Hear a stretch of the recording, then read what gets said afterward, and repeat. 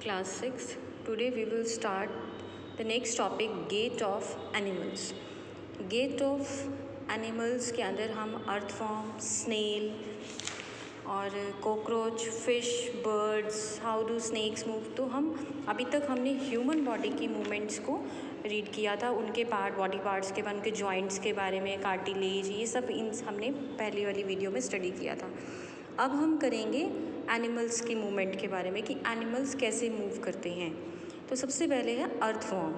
Earthworm जो एक ऐसा इंसेक्ट है जो कि मिट्टी में रहता है, मिट्टी से ही अपना खाना लेता है और मिट्टी में ही अनडाइजेस्टेड जो उसके undigested part of the material जो होता है वो भी मिट्टी में ही उसको छोड़ देता है। तो ये आपको बुक में आपको ये स्नेल की फिगर दिखाई हुई है। अब इसकी फिगर ये कैसे बनी हुई होती है। Body of an earthworm is made up of many rings joined end to end. इसकी बॉडी कैसे बनी हुई होती है, बहुत सारी रिंग्स शेप होती हैं इसके यहाँ पर। ये देखिए, ये बिल्कुल रिंग शेप है, ये रिंग शेप बनी हुई होती है। ये लाइंस आपको दिखाई दे रही हैं, तो this is a ring shape. ये देखिए यहाँ पर बिल्कुल क्लियर है, ये रिंग शेप होती हैं। Many rings joint end to end, one end to end बहुत सारी रिंग्स की शेप में ये ज्वाइन होता है। इसकी बॉडी स्ट्रक्चर इस टाइप का होता है। और सबसे बड़ी बात, अर्थवॉर्म के पास जो है डज नॉट हैव बोन्स, इसकी कोई बोन्स नहीं होती। ये मसल्स के सहारे अपने फर्श पर चलता है, मसल्स के सहारे ये मूव करता है। मूवमेंट के time earthworm first extend, earthworm क्या करता है मूवमेंट के time, earthworm firstly x tends the front part of the body. ये पहले अपनी फ्रंट पार्ट जो होता है बॉडी का उसको आगे मूव करवाता है और फिर उसको ग्राउंड के ऊपर फिक्स्ड कर देता है। ग्राउंड के ऊपर फिक्स्ड जब ये कर देता है, अब ये फिक्स्ड करता कैसे है, कैसे इसकी बॉडी आधी बॉडी फिक्स्ड हो जाती है ग्राउंड पर, क्योंकि इसकी बॉडी के नीचे बहुत large number of tiny bristles होते हैं। टाइनी ब्रिस्टल्स का मतलब हेयर लाइक स्ट्रक्चर होता है इसकी बॉडी के बिल्कुल नीचे। बॉडी के नीचे टाइनी ब्रिस्टल्स यानी हेयर लाइक स्ट्रक्चर होने की वजह से ये वो जो ब्रिस्टल्स होता है वो मसल्स के साथ कनेक्ट होता है। और वो हेयर लाइक स्ट्रक्चर जब ब्रिस्टल्स मसल्स के साथ कनेक्ट होते हैं तो ये इसकी ग्रिप बहुत अच्छी बन जाती है ग्राउंड पर। जब ये चलता है और इसको अपनी बॉडी आधी बॉडी को आगे फिक्स करना होता है तो इसकी ग्रिप बहुत अच्छी हो जाती है सिर्फ इसी ब्रिस्टल्स होने की वजह से। और वो ब्रिस्टल्स मसल्स के साथ अटैच हुए होते हैं और अच्छी ग्रिप होने की वजह से ही ये अपने आधी बॉडी को ग्राउंड में फिक्स कर लेता है। जब ये आधी बॉडी इसकी आगे वाला पार्ट ग्राउंड के ऊपर फिक्स्ड हो जाता है तब ये अपना रियर एंड रिलीज़ करता है, यानी देन शॉर्टन्स द बॉडी और अपनी बॉडी को छोटा कर लेता है and pulls the rear and forward, और वो रियर एंड को आगे पुश करता है। और यही ऐसी मूवमेंट है कॉन्ट्रैक्शन करने की, एक्सपैंड करता है, कभी कॉन्ट्रैक्ट करता है कभी एक्सपैंड करता है। तो ये सब करते हुए ये अपनी बॉडी को मूव कर लेता है। और जितना भी खाना खाना होता है, इसकी ईटिंग हैबिट्स क्या होती है, ये जितना भी अपना खाना खाता है ये मिट्टी से ही लेता है, मिट्टी के अंदर होता है, मिट्टी से ही इसको खाना मिलता है। और उसके बाद जितना भी अनडाइजेस्टेड पार्ट रह जाता है बॉडी के अंदर, जो एक्सक्रीट्रा होता है, वो सारा ये मिट्टी में ही रिलीज़ कर देता है। उसके बाद आता है स्नेल। ये स्नेल है, ये स्नेल की आप फिगर में देख रहे हो, ये स्नेल का जो ऊपरी हिस्सा होता है ये राउंडेड स्ट्रक्चर होता है। और ये सबसे बड़ी बात, ये बोन से मिलकर नहीं बना होता, ये बिल्कुल भी हार्ड नहीं होता, इसमें सिर्फ मसल्स ही होती हैं और ये बहुत सॉफ्ट होता है। और ये भी इसी तरीके से मूव करता है जैसे कि अर्थवॉर्म मूव करता है। लेकिन आप अगर इसको किसी भी मान लो पेपर पर चल रहा है या किसी प्लेट के ऊपर चलता है, किसी लीफ के ऊपर चल रहा होता है जब ये, तो अगर हम लीफ को हिला दें, थोड़ा थोड़ा उसको साइड कर, कभी ऐसे ऊपर उठा रहे हैं, कभी साइड पे कर रहे, लेफ़्ट साइड लीफ को कर रहे हैं, कभी राइट साइड कर रहे हैं, तो ये अपनी इसकी फिट्स की मूवमेंट को बड़ा ध्यान से अगर हम देखें तो ये बहुत जल्दी ही उसी टाइम, अगर जिस डायरेक्शन में आप उसको मूव कर रहे हो, अगर ये लीफ को ऊपर की तरफ उठा रहे हो, लीफ को लेफ़्ट साइड टर्न कर रहे हो, लीफ को राइट साइड टर्न कर रहे हो, जिसके ऊपर भी ये चल रहा है, अगर उसकी पोजीशंस आप बार बार चेंज करोगे तो ये अपने फिट्स की प्रोजेक्शंस को भी चेंज कर लेता है। और सबसे बड़ी बात कि इसका ये जो थिक स्ट्रक्चर और हेड ऑफ द स्नेल में come out of an opening, इसी ओपनिंग के अंदर से जब ये खुलता है तो इसका थिक स्ट्रक्चर, बहुत मोटा स्ट्रक्चर होता है, और जो हेड है स्नेल का वो ओपनिंग में से बाहर आ रहा होता है। तो इस तरीके से ये जब चलता है तो अगर हम कंपेयर करें कि अर्थवॉर्म और स्नेल में से कौन ज़्यादा तेज़ चलता है, तो अर्थवॉर्म जो है वो ज़्यादा तेज़ चलता है in comparison to the snail. दोनों की मूवमेंट वैसे ही है कॉन्ट्रैक्शन एंड एक्सपेंशन की, लेकिन स्नेल जो है it moves faster than the earthworm is move faster than the snail. उसके बाद आती है कॉकरोच। कॉकरोच क्या है? Cockroach walk and climb as well as fly in the air.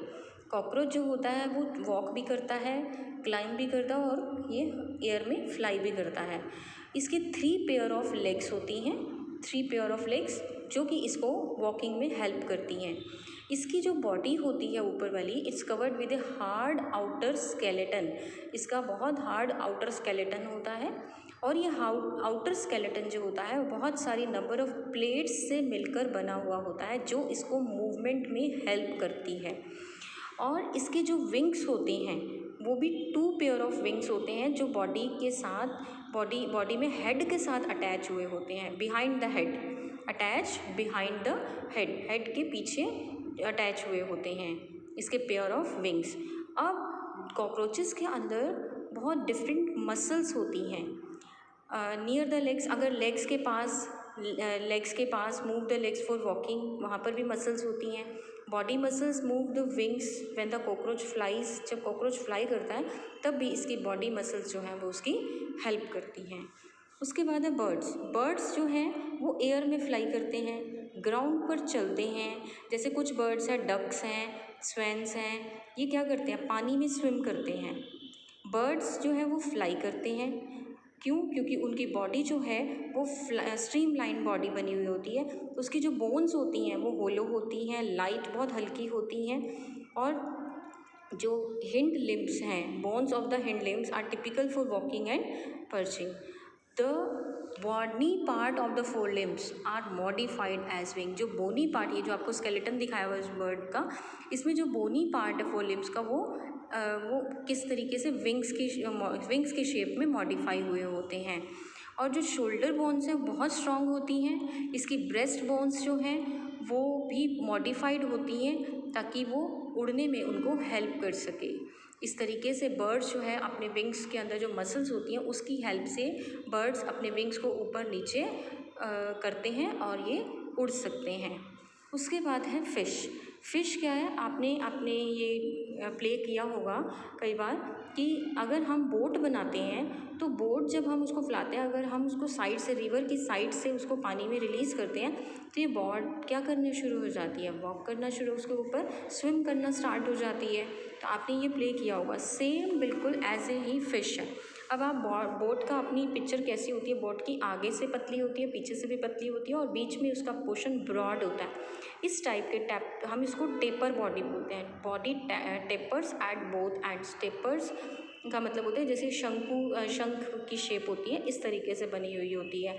तो अब इसकी इसी शेप होने की वजह से ये इसको स्विमिंग करने में ईजीनेस रहती है। बिल्कुल सेम शेप आपकी जैसी होती है, फ़िश की शेप होती है। फ़िश का देखिए आगे वाला जो एंड है इसका माउथ से वो थिन होता है, लास्ट वाला देखिए ये भी थिन होता है और जो बीच में जो बॉडी पार्ट होता है वो ब्रॉड होता है। उसी ब्रॉडनेस की वजह से ये इसी शेप को हम बोलते हैं स्ट्रीमलाइन शेप।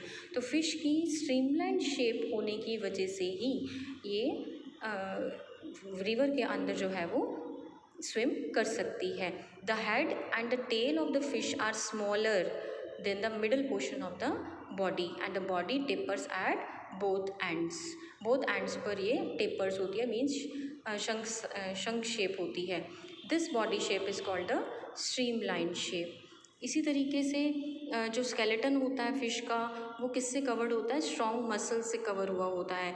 जो मसल्स हैं उसका फ्रंट पार्ट बनाती है, उसको कर्व शेप बनाती हैं, उसकी कर्व शेप बनाने में उसकी हेल्प करती हैं।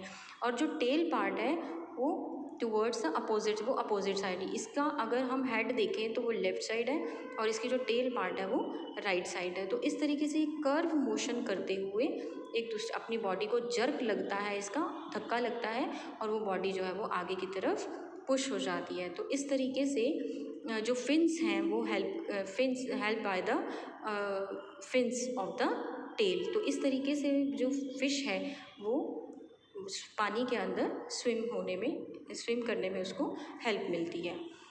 उसके बाद और ये एक चीज़ और, फिश जो है इसी फिन्स की वजह से ही अपनी बॉडी को बैलेंस करके रखती है और डायरेक्शन चेंज करने में उसको हेल्प होती है। उसके बाद है how do snakes move, snake कैसे मूव करते हैं। स्नेक क्या होती है, स्नेक क्या है, this is a snake have a long backbone, इसकी बैकबोन बहुत ज़्यादा लंबी होती है और इसके अंदर भी बहुत थिन मसल्स होती हैं। ये muscles they connected to each other, बहुत दूर तक ये एक दूसरे के साथ कनेक्ट होती हैं और ये मसल्स जो हैं बैकबोन के साथ, रिब्स के साथ और स्किन के साथ, सबके साथ इंटरकनेक्ट होती है।